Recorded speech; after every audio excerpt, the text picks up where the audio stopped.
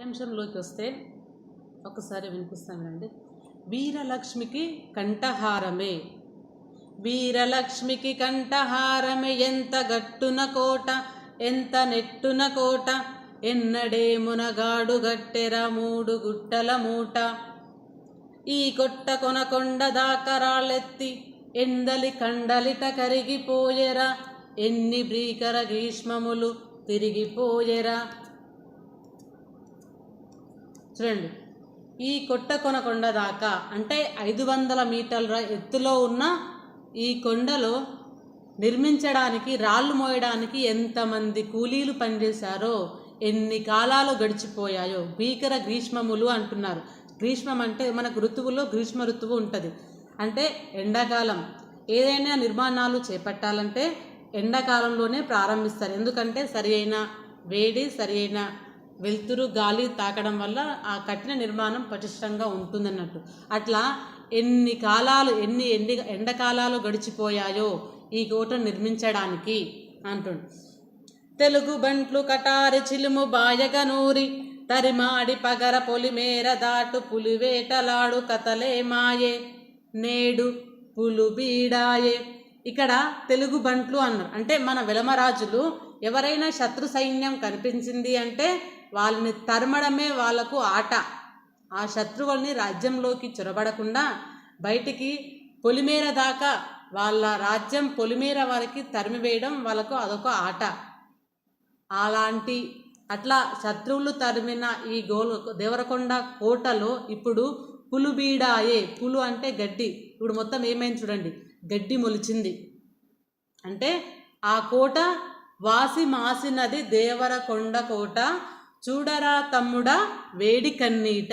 అంటే ఆ కోట గత వైభవాన్ని, వాసి అంటే వన్యని, అందాన్ని ఏమైపోయింది, మాసిపోయింది. అంటే గత వైభవం అనేది మారిపోయింది. చూడండి, ఇప్పుడు ఈ ప్రస్తుతం కోట ఈ విధంగా ఉంది. మనం 9 ప్రధాన ద్వారాలు అని చెప్పుకున్నాం. అందులో 2వ ద్వారం అద్వితీయం. అంటే వాళ్ళ నిర్మాణానికి, వాళ్ళ నైపుణ్యానికి నిదర్శనం ఈ ద్వారం అన్నట్టు. ఇంకోటి, ఒక నాటి మాట అని చెప్తుండు. ఎవరు? రచయిత. తను 1957లో దేవరకొండ కోటని దర్శించి తన మనసులో మెదిలిన భావాలని ఈ దేవరకొండ కోట దుర్గం ద్వారా మనకు తెలియజేస్తుండు. ఒకప్పుడు వైభవాలతో, ధాన్యాగారాలతో తులతూగిన ఈ దేవరకొండ కోట ఇప్పుడు ఈ విధంగా మారింది. అంటే తన మనసు ద్రవించి ఆ ఆవేదనలోంచి పుట్టుకొచ్చిందే ఈ గేయం. ఇది దేవరకొండ కోటలోని మహాప్రాకారం. అంటే చుట్టూ నిర్మించబడిన ఆవర్గోడ లాంటి అన్నట్టు. తను చెప్తుండండి, ఒకనాటి మాట వీర కళింగపతి గద్దె గదిలించి ప్రోలికిన్, గదిలిచులో దారిలో గదిసి ఈ గిరిదుర్గ గండమున మూరు రాయర గండని నిశాత కరకడ్గమది కంగుమనినంత, గుహలలో మారు మ్రోగినదిరా హోలెత్తి గారిలో మోరెత్తి ఈ కొండ, ఇది ఏ దేవరకొండ, ఇది ఏ దేవరకొండ, ఇట ఎన్నడో మెదిలెనట వెలిమల పులిగండ, పట్టి 12 ముట్టడికి ఎదవిరిచి కుడి మీసమెక్కించి జొడజప్పరించి, లంగోటి గట్టి ఫిరంగి గుండ్లతో చెండాడి ఆ మల్కి పాదుష అల్లారేయని దండు మలుపుకొని పార, మంగలి తోట దాట వెంటాడిరట ఈ వీట, అది వెలమలకు ఆట. చూడండి, ఒకనాటి మాట. ఒకప్పుడు అంటే 15వ శతాబ్దం లేదా 16వ శతాబ్దంలో వీర కళింగపతి గద్ది గదిలించి ప్రోలికిన్, అంటే వీర కళింగాధిపతి అయిన ఆ కారవేలుణ్ణి, లేకుంటే ఆ తర్వాత వచ్చిన రాజుని యుద్ధంలో ఓడించి తిరుగు ప్రయాణం అవుతున్న శ్రీకృష్ణ దేవరాయల కన్ను ఈ కోట పైన పడింది. ఈ దేవరకొండ కోట పైన అతన్ని తన బాకులో నుంచి కత్తి తీసి ఆ కత్తి కంగుమని అనినంతనే గుహలలో మారుమోగిపోయినది. అంటే ఆ నిర్మాణం ఎవరైనా కోటలోకి ప్రవేశించాలంటే మనకి ప్రవేశ ద్వారం ఉంటుంది, చూపిస్తాను నేను. ఇది మన ప్రవేశ ద్వారం.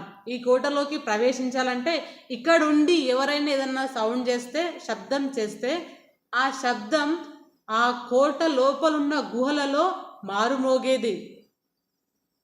అతని కన్ను ఈ శ్రీకృష్ణదేవరాయల కన్ను ఈ కోట పైన పడినంతనే విలమలు హోరెత్తి గాలిలో మోరెత్తి ఈ కొండ, అంటే గాలి ఏ విధంగా సవ్వడితో వీస్తుందో అంత వేగంగా విలమరాజులు ఈ విజయనగర రాజుని తన కన్నుని కోట పైన పడకుండా చేశారన్నట్టు.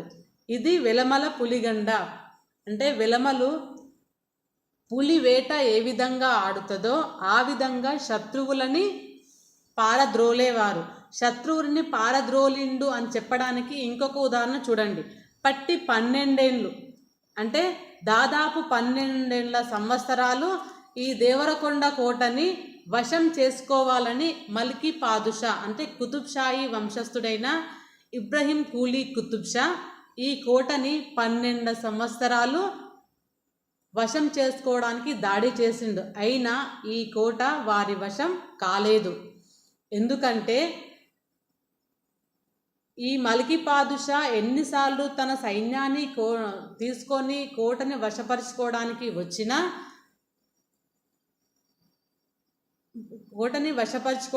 వచ్చినా ఈ విలమలు ఆ సైన్యాన్ని, ఆ పాదుషాని ఎక్కడి వరకు మంగలి తోట వరకు వెంటాడేవారంట. అంటే వారి పొలిమేర వరకు తరిమి కొట్టేవాళ్ళు.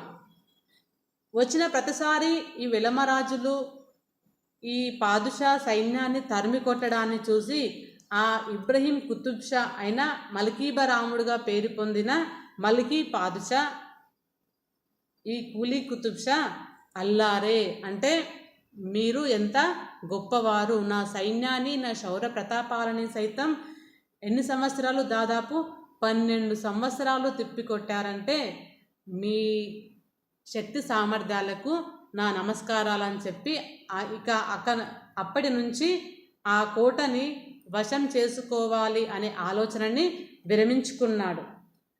నెక్స్ట్, అలరాచకొండలో వలరాచవాణి తలిరాకు మొలబాకు నాజూకు భోగిని చోకి కవిరాజు సింగమనీని దర్బారు కవులకే వాకట్టుగట్టు వాగ్యుద్ధములు తిరుగునా కణులలో గిరగిరన యంతరంగమే ఒక చిత్రరంగమై భ్రవించు. ఇందులో కవితా మందిరాలు ఉంటాయి. ఇగో ఇక్కడ అంటే సభలు సమావేశాలు, అంటే కవి సమ్మేళనాలు జరిగే ప్రదేశం.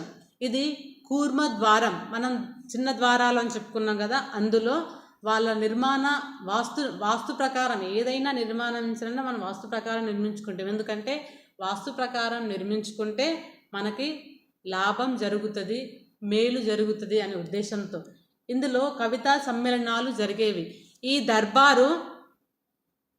ఈ కవితా సమ్మేళన దర్బారు కవులకే వాకట్టు, అంటే కవులు వాగ్యుద్ధములు చేసేవారు. అంటే మాటల ద్వారా, తన కవిత్వాల ద్వారా యుద్ధాలు జరిగేవన్నట్టు. అంతటి కవులతో విలసిల్లినది ఈ దేవరకొండ దుర్గం. అంతేకాకుండా అలరాచవాణి ఎవరు?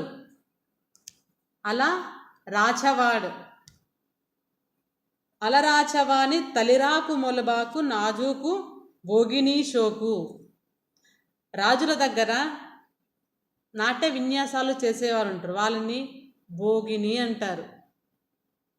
ఆ భోగిని అందగత్తె అంట. ఇక్కడ ఈ భోగిని దేంతో పోల్చిందండి? అలరాచవాణి తలిరాకు మొలబాకు. ఎందుకు రాచవాణి అంటే? రాచవాణి అంటే మన్మధుడి బాణాలు వేస్తే ఎంత సోకుగా సొంపుగా ఉంటాయో ఈ రాజ్యమందిరంలో నాట్యం చేసే నాటగత్తె కూడా అంతే అందంగా ఉంది. అంటే ఆ నాట్య మందిరాలు ఇప్పుడు ఏమైనాయి, ఆ కవితా దర్బారులు ఇప్పుడు ఏమైనాయి, అవన్నీ ఏమైనా ఇప్పుడు నేల కూలిపోయి అవన్నీ ఇప్పుడు లేవు. కాలక్రమేణా అవన్నీ నశించిపోయినాయి. చూడండి ఇంకేమంటుండు. ఏరి ఇప్పుడు బహిర్ద్వారాలలో నిల్వు జీతాలు చేసేటి పోతుబంట్లు, ఈ ముంగిలలో విరామాల పులిజూదమాడ కేరింతలిడు కోడెదొరలు. చూడండి, బహిర్ద్వారాలలో అంటే కోట బయట నిలబడి కాపలా కాసే భటులు ఏరి విరామాల సమయంలో రాజుల దగ్గర ఒక్క నిమిషం, విరామ కాలంలో పులిజూదం ఆడుకునేవారు. చూడండి, ఇది వారు మనం ఇప్పుడు పచ్చి సాట అంటాం చూడండి, అది శత్రువులను తునుమాడుటకై దేవరకొండ సిపాయిలు సేనాపతులు ఆడుకున్న పులిజూదం. అంటే విరామ సమయం దొరికినప్పుడు హాయిగా సేద తీరే ప్రసక్తే లేదు. ఒకవేళ శత్రు సైన్యం వాళ్ళ రాజ్యంలోకి ప్రవేశిస్తే వారిని ఎలా దెబ్బతీయాలి, ఎలా తరిమేయాలి అనే ఆలోచనతో విరామాల కాలం అంటే విరామ సమయంలో వాళ్ళు పులిజూదం ఆడుకునేవారు. వారు గీసుకున్న ఆ గీతలు చూడండి, ఆ పులిజూదం ఆడుకున్నారని ఆట ఆడుకున్నారని చెప్పడానికి ఇవి ఇప్పటికీ దేవరకొండ కోటలో ఉన్నాయండి. మనం వెళ్ళి చూస్తే మనకు దర్శనమిస్తాయి అన్నట్టు. ఇప్పుడు ఈ కోడెదొరలు అంటే ఈ పులిజూదం ఆడుకునే ఆ భటులతో రాజుల కొడుకులు వాళ్ళు ఆడుకునే ఈ పులిజూదం ఆడుకునే ఆటలు ఉన్నాయా అంటే అవి లేవు. బాకు జెక్కిన మొలను పీక ముద్దిడగా సేబాసు సెమ్లా గట్టి బీస వెక్కిల వెల్మ రాయండు కొలుగున్న రచ్చబండలు ఇవే రాచ నగరులు ఇవే. చూడండి, రచ్చబండలు రాచ నగరులు ఇవే. ఎవరు? వెలుమ రాజులు కొలుగున్న. సేబాసు సెమ్లా గట్టి. సెమ్లా అంటే ఇట్లా తలకు చుట్టుకునే రుమాలు ఉంటుంది చూడండి. ఎవరైనా శత్రు సైన్యం వాళ్ళ రాజ్యంలోకి ప్రవేశించారంటే కథం రుమాలు చుట్టడము, కత్తెని బయటకి తీసి వారిపైకి దండెత్తి పోవడమే. ఇంకా మరి ఎదుటివారి బలమెంత బలహీనమెంత అనేది అంచనా వేయకుండా తమ శౌర్య ప్రతాపాలని చూపించేవారన్నట్టు.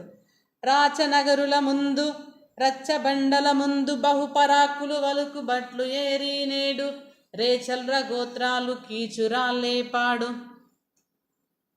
బహుపరాకులు ఎప్పుడు పలుకుతారు? రాజు వస్తున్నాడు, రాజాది రాజా, రాజమార్తాండ, రాజగంభీర, రాజు వచ్చేస్తున్నాడు అహో అని తెలియజేయడానికి బహుపరాక్, రాజు వస్తున్నాడు జాగ్రత్తగా ఉండండి అని చెప్పడానికి ఉంటుంది చూడండి. అలాంటివి ఇప్పుడు లేవు.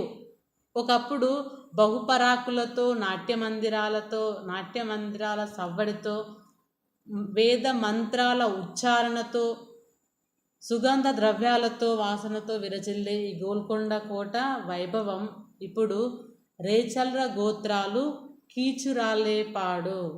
అంటే ఆ పురుగుల కీచురాల చప్పుడు, ఆ పురుగుల సవ్వడితో అది ఇప్పుడు మారి మోగుతున్నది. చూడండి, ఇవిగో ఇవి ఏ మహర్లవి కోలాటాల జడకొప్పులో మర్రి జడలలో మెలిబోయే ఈ మేడ మలుపులో ఈ రెండ పలుపులో